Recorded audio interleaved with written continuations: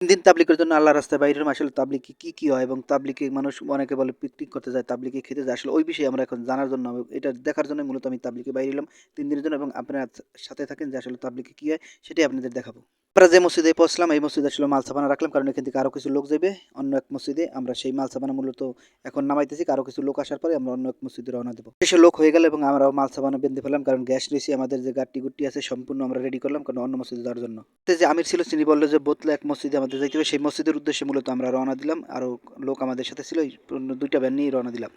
তারপর মাল সাবানা লরেছের এই ক্ষেত্রে আরেকটা ভ্যানে মাল ছিল। ওই মালগুলো আসলে মূলত বেঁধে নিতেছে কারণ কোনো পথে হয়তো জেকেট লেগে পড়ে যেতে পারে। সেই ক্ষেত্রে বানিয়ে নিতেছে। ভ্যানে ওঠার পর ভ্যান চলল এবং আমির সাহেব বলল যে তোমরা জিকির-ফিকিরে থাকো এবং জিকির করতে থাকো আল্লাহর নামে যাতে আমরা সহি সালামতে ওখানে পৌঁছতে পারি। একটি বয়ান আছে আল্লাহর দেওয়া দান, আল্লাহর দেওয়া মাল এবং আল্লাহ দেওয়ার সময় আমরা এই আল্লাহর রাস্তায় খরচ করব। এই শিক্ষকতাই আমরা মূলত রওনা দিতেছি এবং এখানে জিকির-ফিকিরে আমরা সবাই আছি। আর গাড়ি দেখতেছেন পুরো কুয়াশা। কুয়াশার ভিতরে এত পরিমাণ শীত যে মানে কনকনে শীত। এই শীতের ভিতরে আমরা মূলত একটি ভ্যানে যাইতেছি কারণ ভ্যানে না গেলে আর কোনো উপায় নেই। কারণ যদি কোনো অটোতে যান কারণ সেই যে মানে সেটাই আপনার মাল সাবানা সব আটবো না।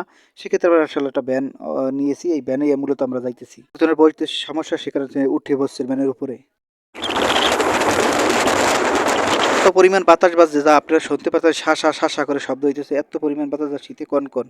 যে আমরা একটা কাঁচা রাস্তার ভিতরে ঢুকে পড়েছি কারণ এই কাঁচা রাস্তা দিয়ে মূলত যাইতে হবে। আর কাঁচা রাস্তায় যাইতে একটা ঝামেলা বাজছে সেটা হলো গাড়ি আর যাবে না। কারণ গাড়ি যাবে না এই ক্ষেত্রে যেখানে প্রচুর কাঁচা রাস্তা এবং এই কাঁচা রাস্তার কারণে সমস্যা। আস্তে আইডা যাইতে হইব। আমাদের এই কাঙ্ক্ষিত জায়গা যেখানে আসি আমরা পড়ছি এখানে আলিয়া মাদ্রাসা। এই আলিয়া মাদ্রাসার সামনে একটা মসজিদ আছে। এই মসজিদে মূলত আমরা ৩ দিন অবস্থান করব তাবলীগের জন্য এবং আমাদের যে সাথী ভাই এখানে নিয়েছেন তাকে আমরা ফোন দিলাম, ভাই আপনি কই? সে বলতেছে ভাই আপনারা এই সামনেই মসজিদ ওখানে ঢোকেন। আমি আসতেছি এবং ভ্যানও যাইতেছে যে ওদিকে যাইতেছে করে সামনেই একটা মসজিদ। ওই মসজিদে আমরা মূলত ৩ দিনের জন্য আল্লাহর রাস্তায় এসেছি এবং আল্লাহর রাস্তার যান মাল সময় সেটাই আলো মূলত আমরা এখানে করব ব্যয় করবো। এখানে দেখতেছেন এক এক করে আমরা প্রত্যেকটা লোক আমরা মসজিদের দিকে যাইতেছি। ওই যে সামনে দেখতেছেন ওইটা হলো মসজিদ। এখন আমাদের সম্পূর্ণ গাড়িটি দেখতেছেন এই গাড়িটি মূলত আমরা এই জায়গায় নামিয়ে মসজিদের ভিতরে কিছুক্ষণের মধ্যে হয়তো প্রবেশ করবো। আমরা প্রত্যেকটা বান খুলতেছি মালের। প্রবেশ করার পর প্রতিটা আমাদের এখানে দোয়া করা এবং কিছু নসিহত করা যেখানে মসজিদের এমন কোনো ক্ষতি হয় সেই সমস্ত কাজ করবো না, সেই সমস্ত কাজ কথা আমাদের বলে দেওয়া হয় এবং আমরা সেই মাইন্ডে চলতে পারি। যদি বসার পর আমাদের কার কি আমল সেই আমল সম্পর্কে বলে দেয়, কে কেতাবে তালিম করবে, কে বয়ান করবে, কে জিকির করবে, এই সমস্ত বিষয় আমাদের এখানে আলোচনা এবং আমাদের খাবারের যে টাকা পয়সা সেটাও আমরা মূলত উত্তোলন করি।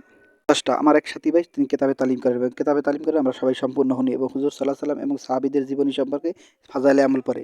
আমাদের সূরা মস্ক করার পর আমরা কিছুক্ষণের পর আমাদের আধা ঘন্টা ছুটি দেয় যেখানে আমরা দোকানে যাই। দোকানে যেয়ে মুড়ি, চানাচুর এবং টিস্যু এগুলো নিয়েছি কারণ এটা আমাদের লাগবে। সেই ক্ষেত্রে আমরা এখানে দোকানে যেয়ে এগুলো নিয়ে আবার আধা ঘন্টার মধ্যে ফেরত আসি। এখন তো ইবাদত আছেই। তারপর আমরা ফজরের টাইমে বাইরিলাম। ফজরের টাইমে বাইরিলাম যে আসলে মূলত যারা ফজরের নামাজ পড়ে নাই তাদের খুঁজতে বাইরিলাম যে আসলে মূলত তারা মসজিদে কেন যায় নাই, কেন নামাজ পড়ে নাই এই বিষয়ে আসলে মূলত তাদের খুঁজতে বাইরিলাম যে আসলে কেন তারা নামাজ পড়তে যায় নাই। প্রত্যেকটা গ্রাম মহল্লা এবং চষে বেড়াইতেছি কেন আসলে এখান থেকে মূলত এত কুয়াশা যে মানুষের এত সকালবেলা আসলে কেউ আসলে মূলত বাহিরে হয়নি কিন্তু বাড়ির কানাইস এবং বাড়ির ভিতর দিয়ে আমার মোটামুটি একটা খাবার আছে তারা দিয়ে আগে সামনে দিয়ে আর বললাম যে আসলে দেখেন দিয়ে আছে কিনা কেউ যে কারো নিয়ে যাওয়া যায় কিনা এবং আমাদের সামনে এরকম কোনো লোক পড়লো না কিন্তু একটা বাড়ির ভিতরে একটা ছেলেকে আমরা মোটামুটি ডাক দিলাম এবং তার কাছে জিজ্ঞেস ভাই কী অবস্থা তোমার কী হালে ঠেলে আসো এই সমস্ত বিষয় করে এবং আল্লাহর ভয় ভীতি দেখাইয়া চন্দ্র সূর্য গ্রহ নক্ষত্র কার কথা শুনবে? এমন আছে কেউ? কি আল্লাহ তাআলার কাছে আমরা কত টাকা এই কথা বোঝার এই কথা মানুষকে বোঝানো। এই জন্য মসজিদে ঘুমাতে আছে আপনাদেরকে দাওয়াত দিয়ে। আমাদের সাথে যে রাহাবার ভাই ছিল সে বলতো যে এটা আমার বাবার কবর এবং আমরা তার বাবার কবর জিয়ারাত করলাম এবং জিয়ারাত করার পর কিছুক্ষণ পর আমরা মূলত মসজিদে এসে রওনা দেবো। মসজিদে আসার পরে খেজমতের সাথী যারা আছে তারা মোটামুটি খিচুড়ি চড়াই দিয়েছে এবং খিচুড়ি হয়ে গেছে এবং খিচুড়ি খাওয়ার জন্য আমরা মোটামুটি এক বর্তমানে 4 জন করে লোক আমরা বসে গেছি এবং খিচুড়ি খাওয়ার জন্য মোটামুটি আমরা সবাই প্রস্তুতি নিয়েছি এবং প্রত্যেক লোকেই একটা পাত্রে 4 জন করে খাইতেছি। এক সাইডের থেকে মূলত খাওয়ার নিয়ম সেইভাবেই আমরা মূলত খাইতেছি একজনে এক জায়গা থেকে 4 জন করে লোক একটা বসতেছি আমরা প্রত্যেক লোকেই বসে পড়ছি মসজিদের ভিতরে এবং খাওয়া দাওয়ার একটা মোটামুটি সবাই দেখতেছেন যে পরিবেশটা এরকম মসজিদের ভিতরে আমরা খাইতেছি বর্তমান অবস্থা। তারপর আমাদের সূরা মস্ক করাইছে যাতে আলহামদুলিল্লাহ সূরা এবং সাইডা সূরা পড়ে নামাজ পড়তে পারে সেই সূরাগুলো মূলত মস্ক করেছে। আমাদের প্রত্যেকটা জনের সূরার বেহাল দশা যারা সূরা ভালো বোঝে যাদের শুদ্ধ তাদের দিয়ে মূলত আমাদের সূরাগুলো মস্ক করাইতেছে একজন 3 ভাগে করে। ফজরের নামাজের পর আমার জামাত গাছতে যাবে এখন 2টি ভাগ করে একটা মসজিদে একটি বাইরা। ফজরের নামাজের পর আমরা গাছতে চলে গেলাম। গাছতে যাওয়ার পর যেখানে মূলত মানুষ আছে দোকানপাট আছে যেখানে লোকজন মোটামুটি বোঝাই সেখানে আমরা মূলত দাওয়াত দেবো যারা মসজিদে আসে নাই তাদের ক্ষেত্রে তাদের বলবো যে ভাই আসেন কিসের জন্য মসজিদে আমরা আসেন না। এই ক্ষেত্রে আমরা এক জায়গা থেকে অন্য জায়গায় হয়ে যাইতেছি এবং মানুষের কাছে দাঁড়িয়ে যাইতেছি আসলে কেন তারা মসজিদের মুখী হইতে পারে নাই, এই বিষয়ে মূলত বলতেছি ভাই আপনারা কেন নামাজ পড়েন নাই।